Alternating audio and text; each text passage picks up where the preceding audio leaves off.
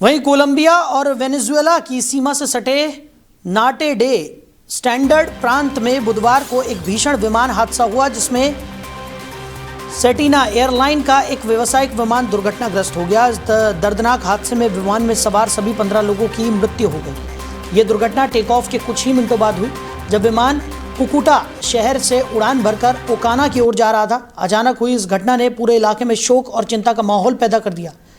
सरकारी और एयरलाइन अधिकारियों ने जानकारी दी है कि दुर्घटनाग्रस्त विमान बीचक्राफ्ट 1900D मॉडल का था। इसमें कुल 13 यात्री और 2 क्रू मेंबर सवार थे। मृतकों में देश के एक मौजूदा सांसद और आगामी चुनाव में हिस्सा ले रहे एक विधायी उम्मीदवार भी शामिल थे, जिससे इस हादसे का असर राजनीतिक स्तर पर भी गहराई से महसूस किया गया। यह विमान सतेना फ्लाइट 8895 के नाम से संचालित हो रहा था और दोपहर में ओकाना पहुंचना था। उड़ान के दौरान लैंडिंग से कुछ समय पहले ही विमान का एयर ट्रैफिक कंट्रोल से अचानक संपर्क टूट गया।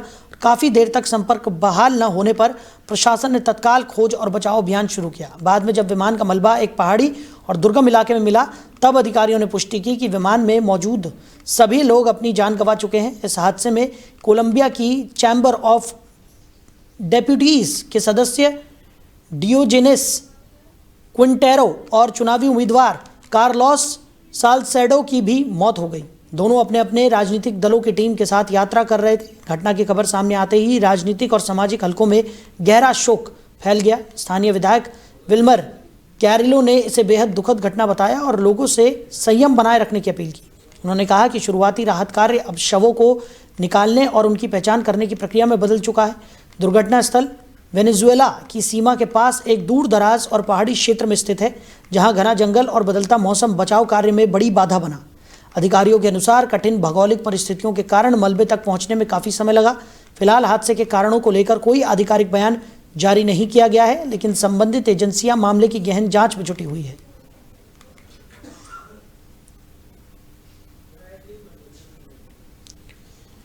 तो पहाड़ी इलाके में जांच पड़ताल भी यहां पर की जा रही है। कोलंबिया में सेटिना विमान दुर्घटनाग्रस्त हुआ है। 15 लोगों की इस हादसे में दर्दनाक मौत हो गई। सांसद और चुनावी उम्मीदवार इस प्लेन में मौजूद थे।